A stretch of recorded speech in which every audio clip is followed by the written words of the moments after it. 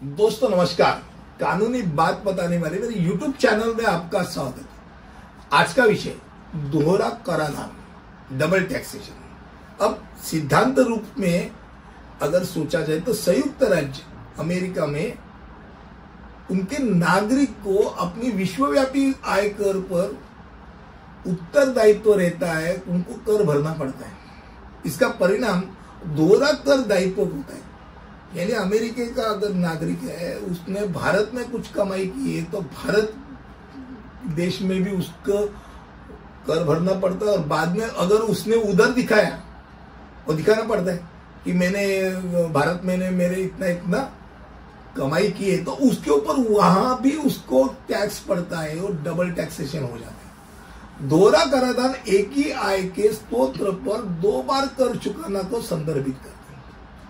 ये तभी होता है जब कॉर्पोरेट हो या व्यक्तिगत, दोनों स्तर पर कर लगाया जाता है, जैसे कि स्टॉक लाभांश में भी के मामले में होता है, या दो देशों में एक देश में कर लगाने के बाद वापिस उसी उत्पन्न पे दूसरे देश ने अगर कर लगाया तो दो देशों में दोहरा कराधान हो सकता है।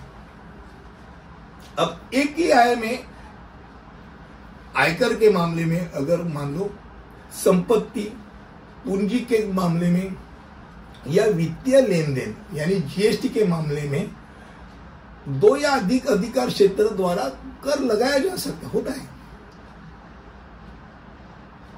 फिर इसको कम करने का कोशिश तो होते रहते, खास करके दो देशों में जब कर लगाने की बात आती है तो भारत में आयकर अधिनियम 1961 के धारा 90 और धारा 91 करदाताओं को दोहरे कराधान से बचाने के लिए विशिष्ट राहत प्रदान करता है। अब क्या करता है धारा 90 क्या करता है? धारा 90 द्विपक्षीय राहत है, जहां उन करदाताओं के लिए जिन्होंने उस देश में कर भरा हो जिसके साथ भारत ने दोहरे कराधान के बचाव में समझौते पर हस्ताक्षर किए। और धारा 91 जो है वो एक तरफे करार है, जहां भाई भारत ने ऐसा कुछ करार नहीं किया है, फिर भी उसने उस देश में अगर कर भरा हो तो भी भारत यहां उसके ऊपर कर नहीं लगाते। दोहरा कराधान शब्द का अर्थ ही ऐसा है कि गतिविधि पर दो बार कराधान करना हो। वो या तो उदाहरण के तौर पे इनकम की अगर बात करें तो कॉर्पोरेट में मुनाफे के पर पहले कर लगाया जाता है, फिर निगम द्वारा कमाया जो गया है कॉर्पोरेशन टैक्स भरने के बाद जो मुनाफा होता है वो लाभांश के तौर पे जब वो उसका वितरण कर देते हैं तो लाभांश कर लगता है। तो यानी शेयर धारकों को वापिस से कर पड़ता है, तो दो बार टैक्स वही उत्पन्न ऊपर से नीचे आ रहा है।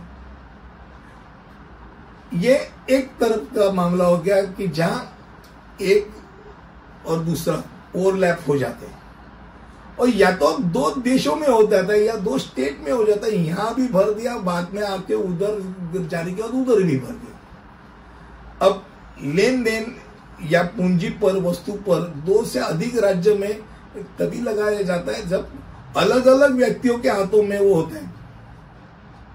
मैंने XYZ को दिया, मैंने टैक्स भरा पर XYZ ने उसके ऊपर और एक बार टैक्स भरा। भारत की भाषा करें तो भारत ने 88 देशों के साथ व्यापक दोहरा कराधान परिहार समझौता किया है। उसमें से तो 85 देशों ने तो लागू किया है कि भाई दो बार कर भरना नहीं पड़े, पर ये होता है।